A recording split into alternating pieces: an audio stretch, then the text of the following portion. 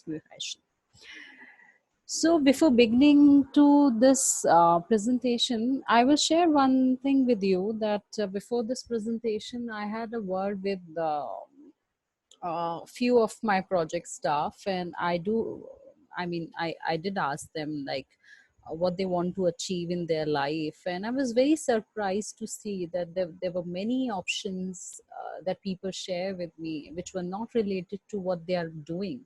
So I spoke to one of the district coordinator who said that I want to be a singer, but I couldn't pursue my dream because of there were a lot of pressure on me, and there were hardly any institute that offer good classes for vocal singing.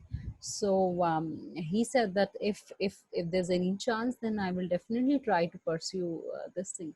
So I was surprised to see that people have shared there are many things which they want to do, which is completely different what they're doing.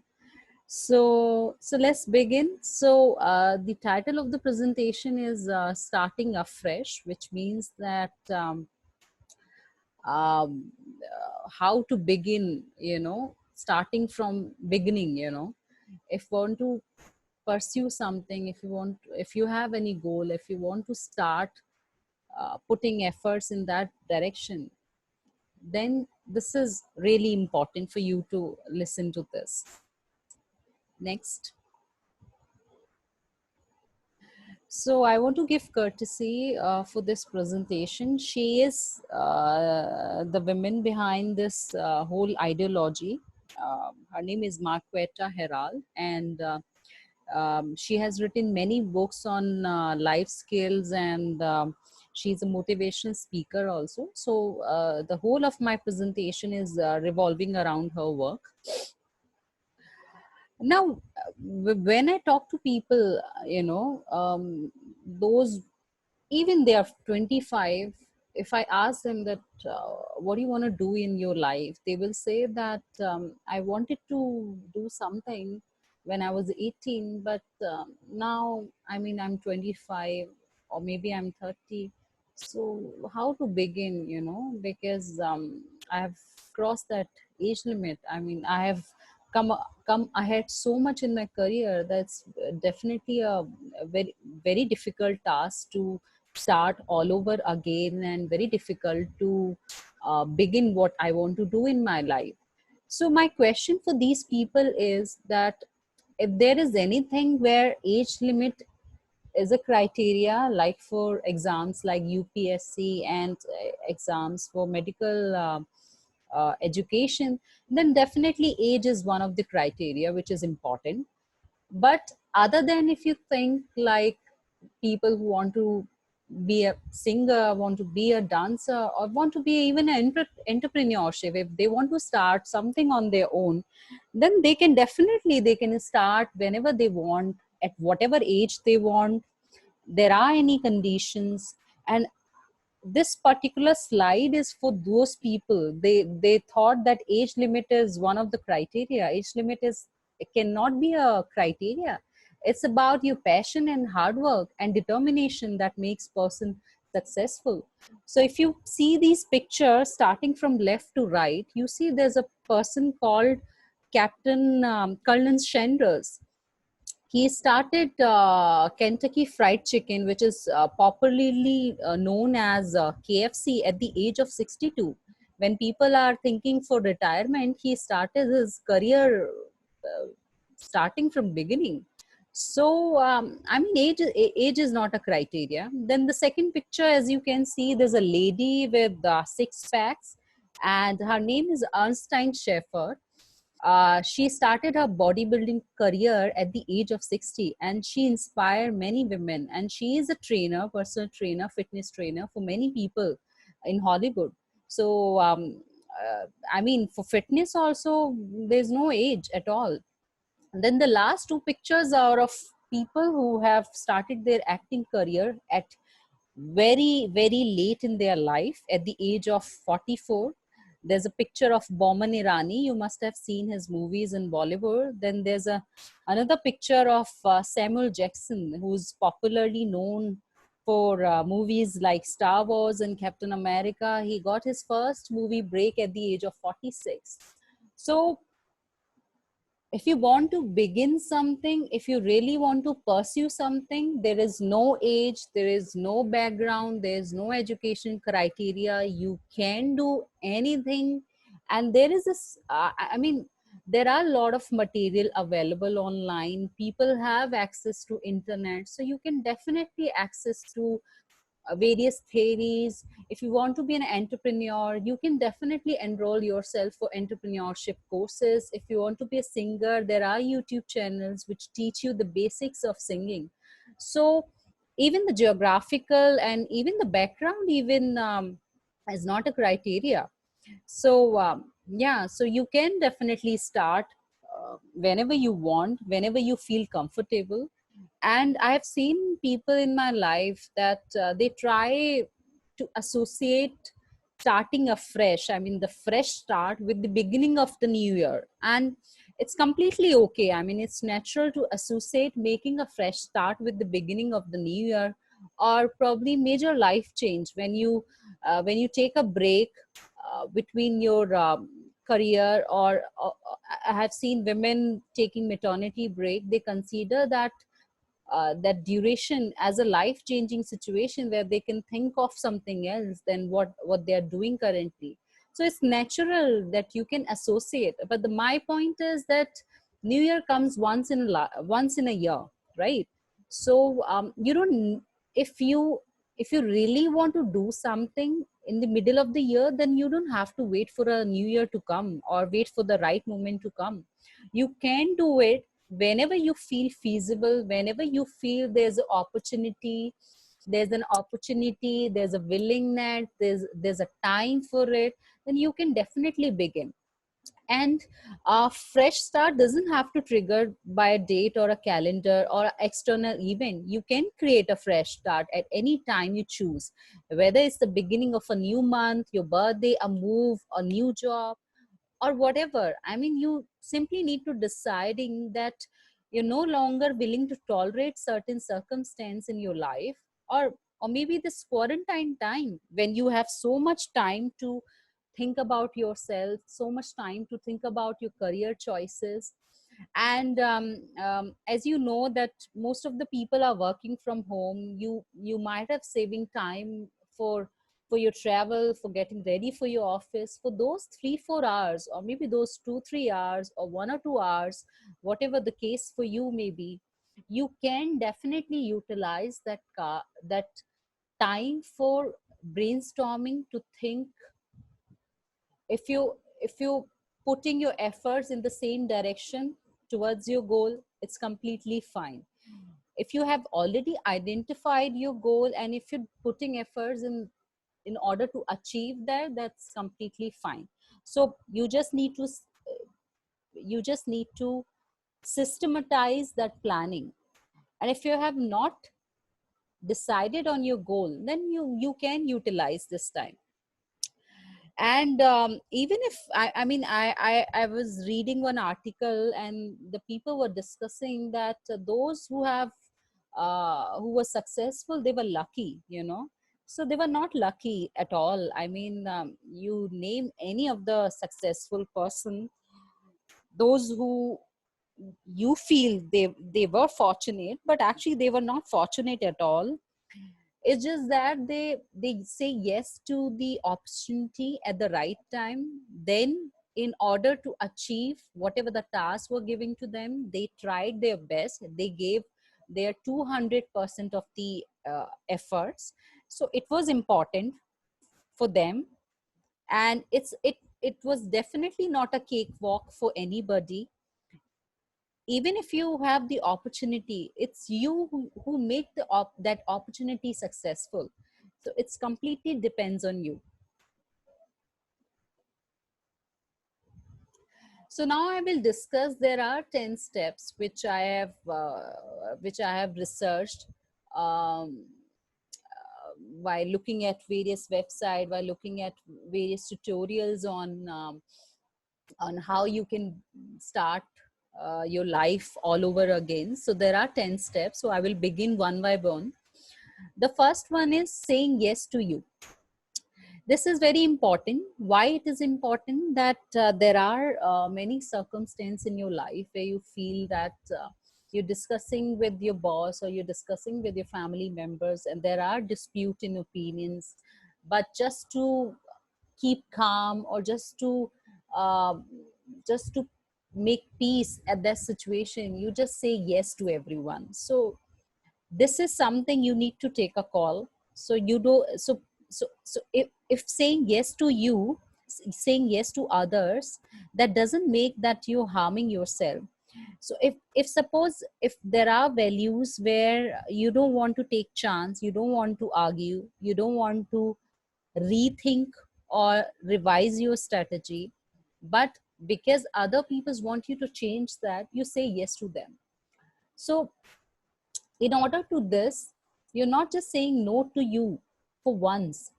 You will be after that decision, you will be keep on thinking about that process for days, for weeks, or probably for months.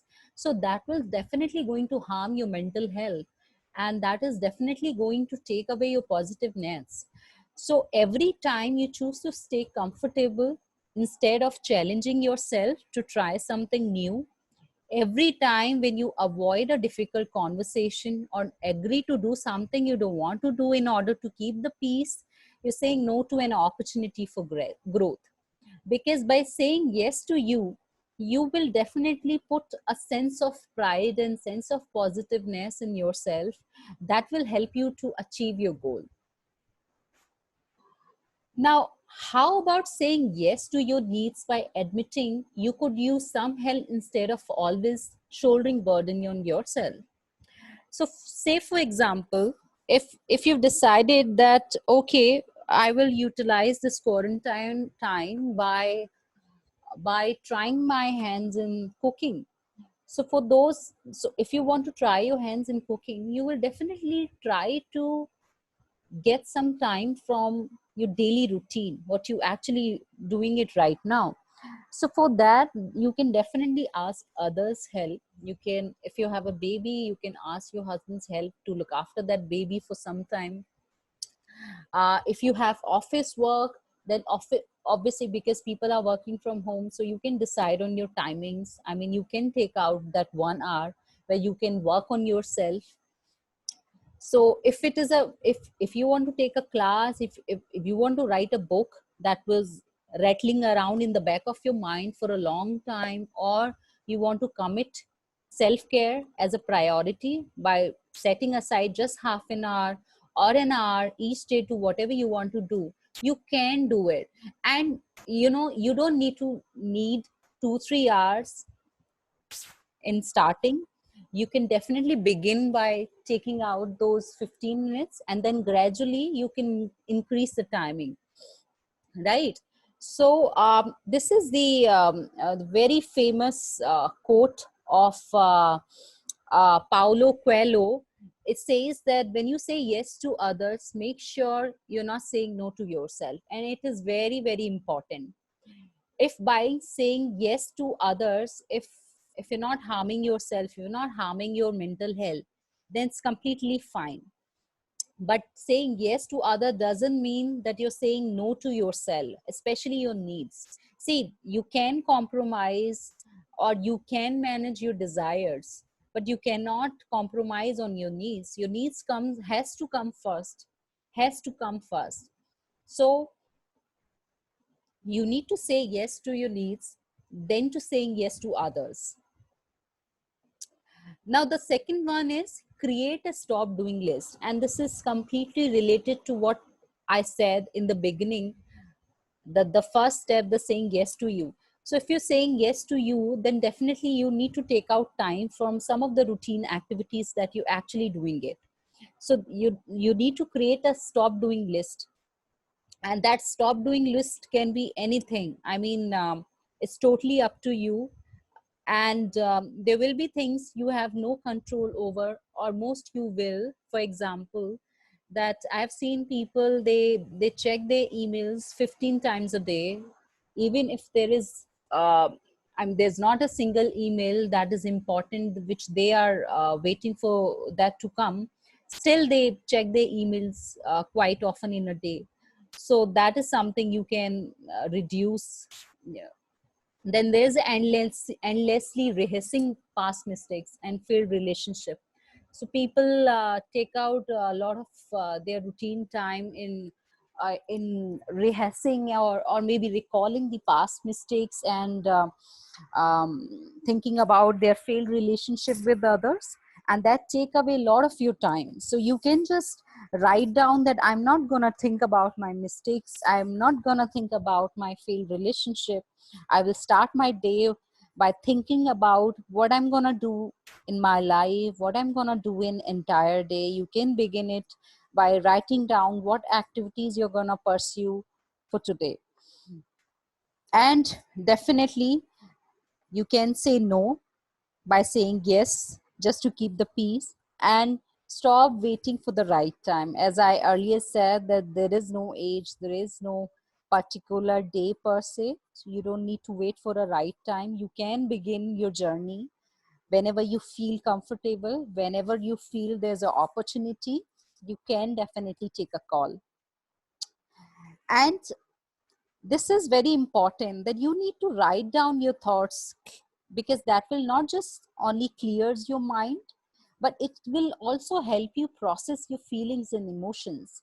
It will help you to think in terms of possibilities and gives you a record to refer back, so that as you continue to grow, you will get to know that what you have written down in few days back or few months back and what you're doing right now. So you will definitely make that linkages, what you were thinking in a past and what you're thinking right now. So that will help you in growing, that will help you to think about your mistakes, that will help you to think about what you have achieved so far.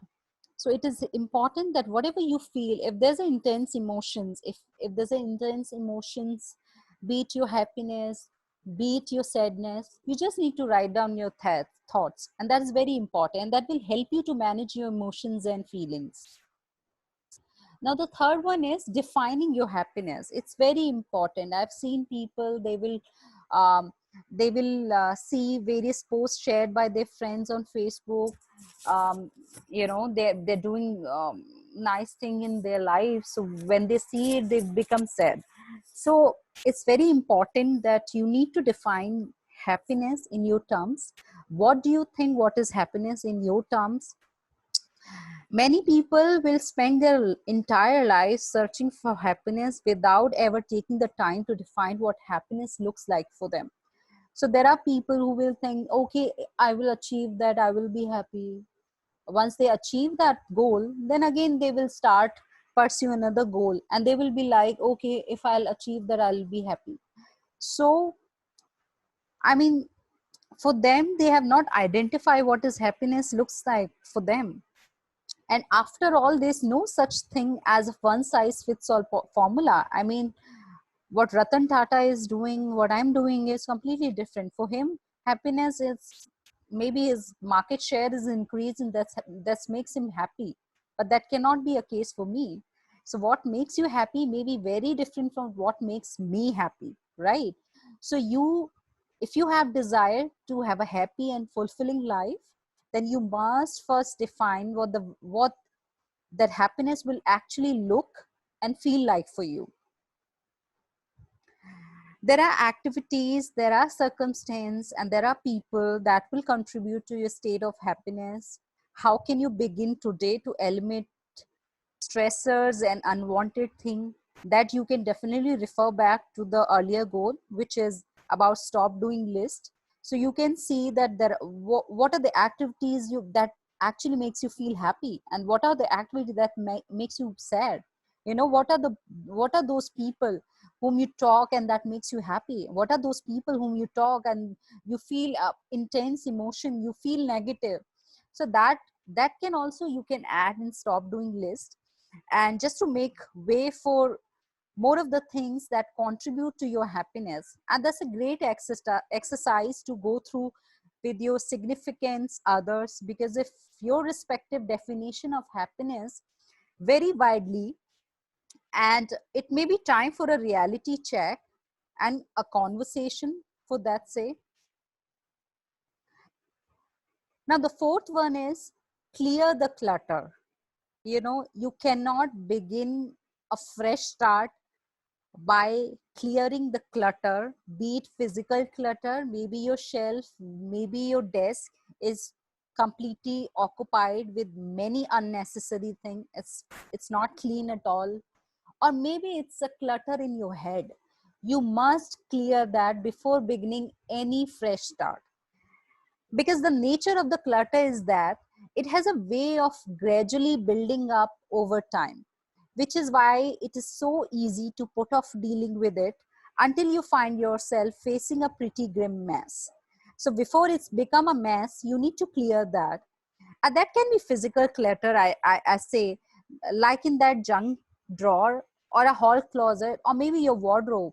But more often than we realize, it's a mental clutter created by limiting beliefs, personal history, and unresolved emotions issue. So if you have issues with others, you can definitely go and talk to them. If you have issue with your limiting belief, if you believe something and that will hinders your success, that will hinders you to achieve your goal, then definitely you can research on that, what are those beliefs are and what is the logic behind it. Then you can definitely do a research on that, and after that you can take a call. And if there's anything physically bother you, like if you want to do something in your room, if you want to put things in a different way, that also you can do. But my point is that before beginning, you must clear the clutter, be it physical or be it mental. Now, you can decide at any time to begin the work, to identify and release these burdens once and for all. And I'm sure it will be very hard, but if you accept nothing else, accept the truth that hanging on to useless emotional cutters, because that's gonna hurt you. And each time you successful clear some hidden troves of accumulate emotional sludge, you eliminate unnecessary stress and increase peace of mind, not to mention your confidence and self-esteem for sure.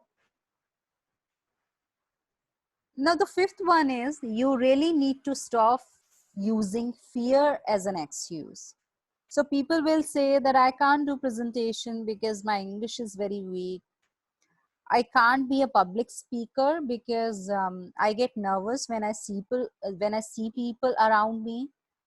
And I mean, there are many things. Naming and owning your fear is one of the most important things that you can do in changing your life for a better. And fear has a way of turning into an excuse after another. So there will be people who will say that, okay, I can't become a doctor because I'm I'm not financially stable. Then there will be people who will say that, okay, I can't pursue MBA because my English is very weak. I've studied from a Hindi medium school. How can I opt for MBA?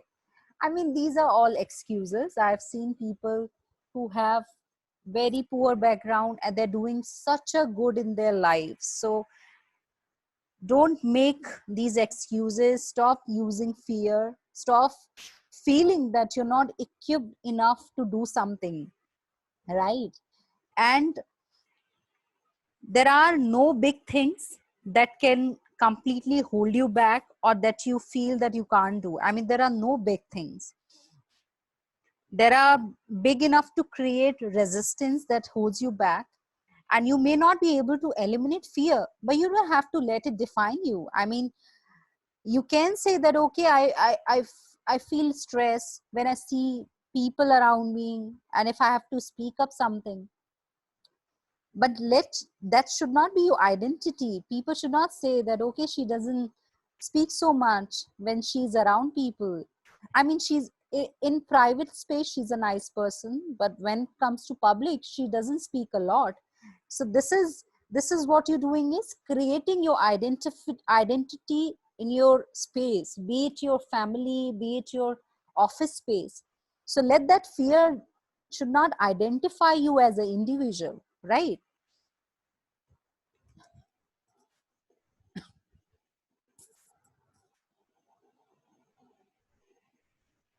I mean, this is a very, very favorite quote of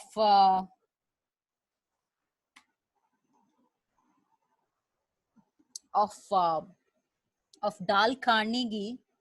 He says that you need to do the things that you fear, and you need to continue to do so. I mean, over and over, and that is the surest and that is the quickest and surest way of all the victories over fear. So if you're fear of something, let's face it. I mean, let's do it. And once you do that, that will that will brings happiness in your life, that is gonna fill you with lot of energy, lot of positiveness, right? Now the sixth one is recognize a rut for what it is, you know. It Rut is what you're doing for a routine, right? So I mean, people will be tend to incline towards their routine, and you know, it's very easy to make a habit or make a routine and then use that routine for years and years, you know, because you have made your comfort zone in it, right? But it's very difficult to come out of that comfort zone.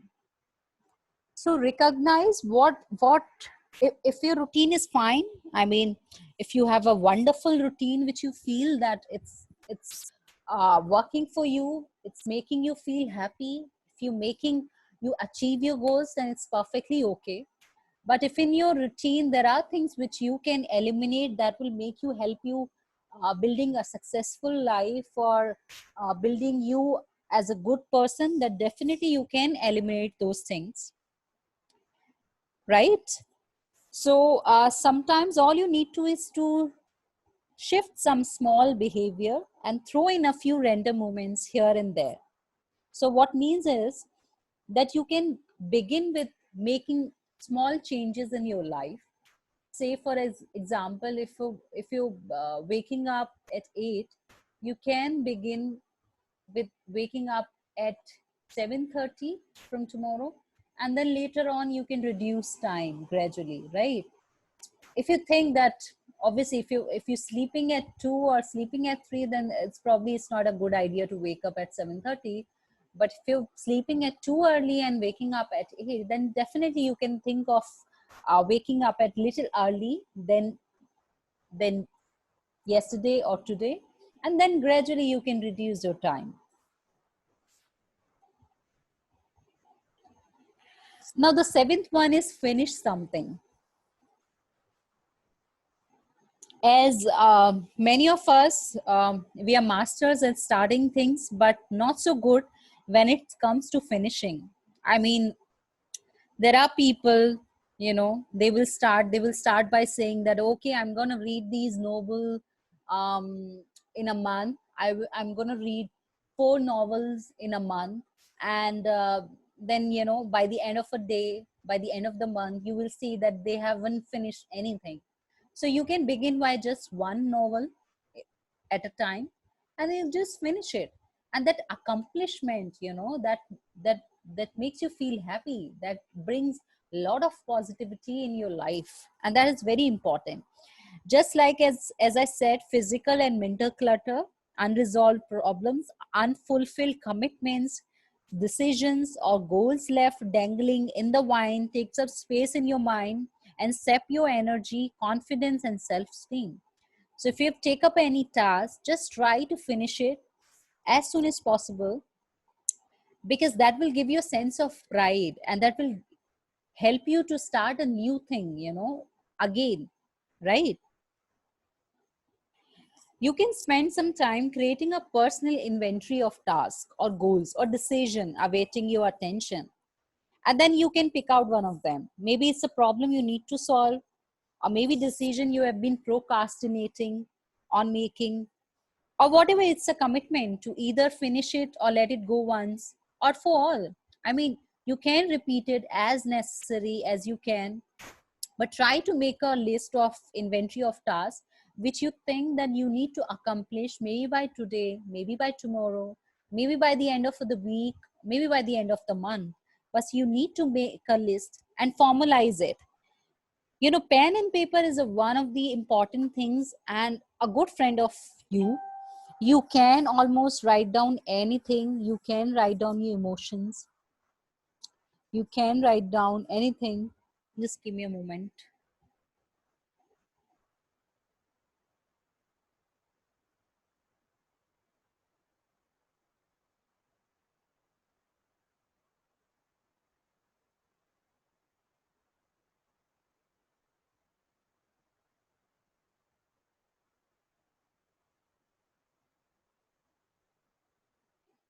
Yeah, so I was saying that pen and paper is a very important tool for you. You can write down almost anything. If you're feeling alone, you can write down, just write down your emotions, right? What you're feeling now. You can create a list of clutter that you want to eliminate from your life. You can list down activities which you feel happy about it. You can write down people's name that makes you feel happy and that makes you feel sad as well.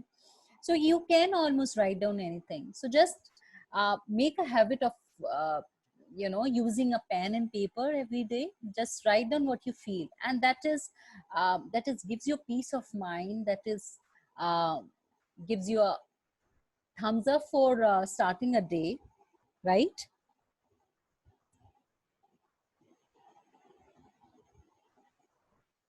Okay, now the eighth one is learn something new. If you want to be a singer, if you want to be a dancer, if you want to be a public speaker, I mean, whatever you choose, you must learn something new. It is very, very important. And I've seen people who are 65, who are 70s, and they still enroll themselves for new courses. There is a zeal to learn something new, because they feel that if they have stopped learning something new, which means their life is finished. So you need to be alive. I mean, you just try to be a good learner. Learn whatever you can, whatever. I mean, it totally depends on your interest. If you want to learn about cooking, if you want to learn um, about any particular game, if you want to learn about any particular behavior, I mean, there's the internet, there are resources, there are sources. You can do research and you can start learning those things. The great thing about removing useless clutter is that it makes way for growth. And every day is an opportunity to take your world in a whole new direction by learning something new.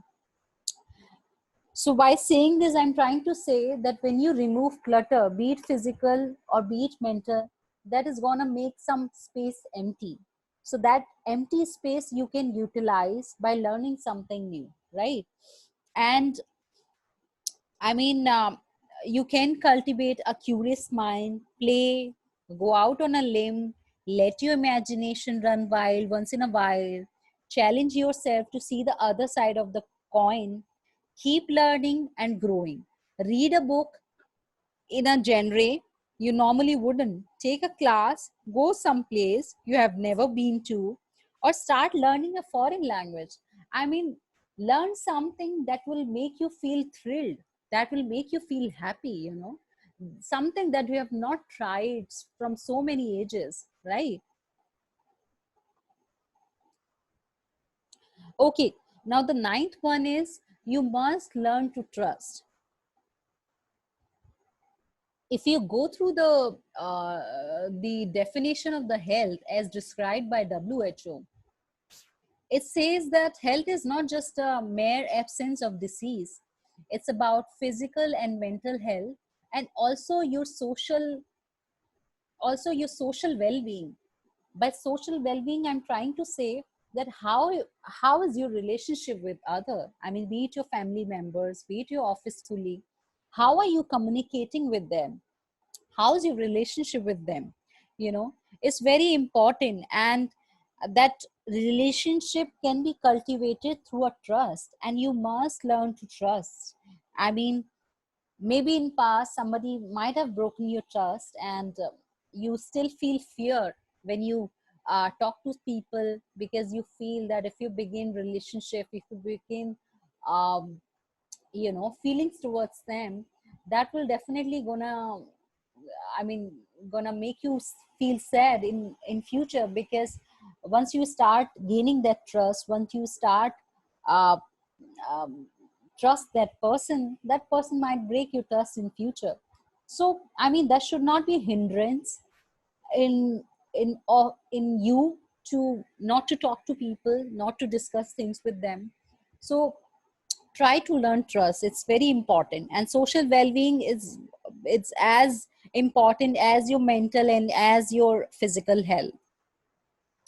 And for better or worse, I mean, this journey through life involves some trial and error.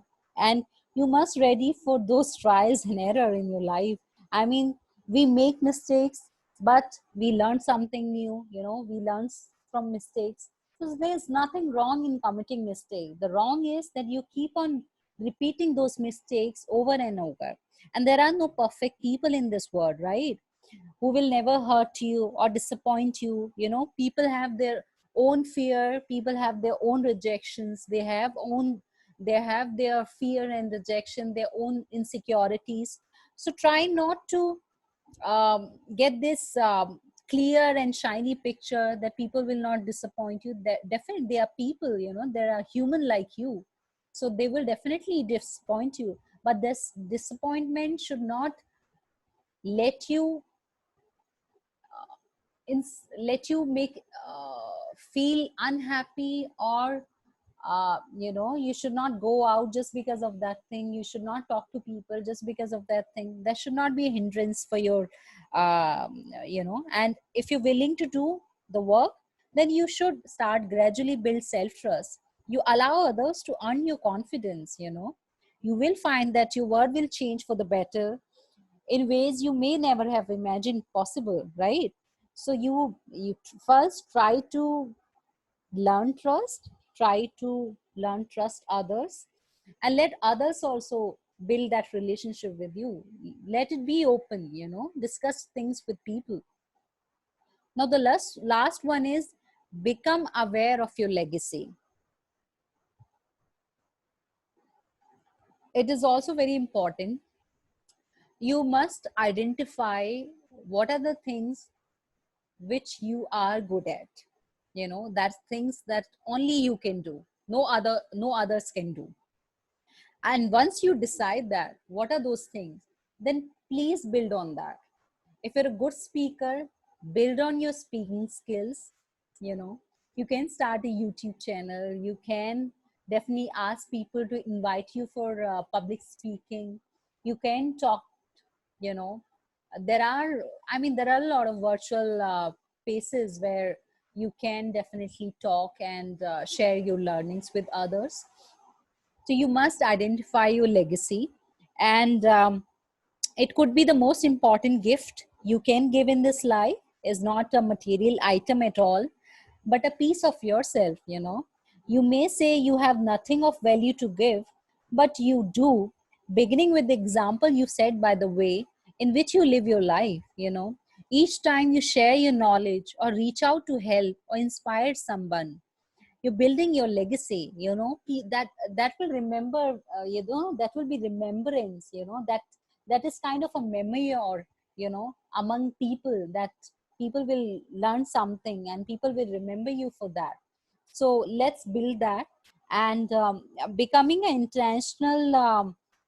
intentional about your legacy, that will also create a powerful sense of purpose in your life.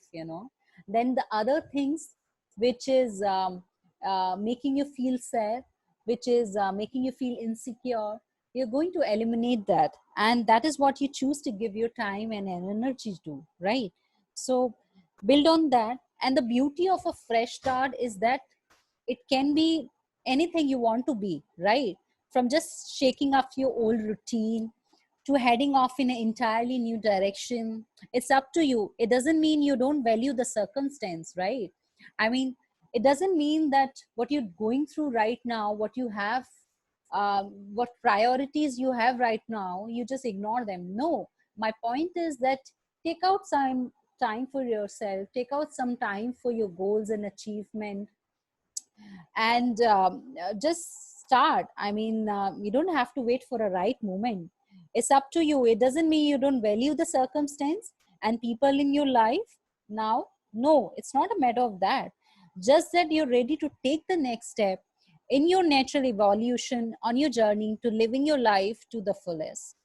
So from my side, I think that's it. And I can finish this presentation by, just few lines by saying that legacy is not what's left tomorrow when you're gone. It's what you give, create, impact, and contribute today while you're here. That then happens to live on. That legacy will go on. You may not be here, after some time, or you may not live longer, but your legacy will. So try to build that. So yeah, that's it from my side, and I will happy to answer any questions, and if you have any suggestion, please feel free to share. Okay, thank you so much. Thank you for your patience listening.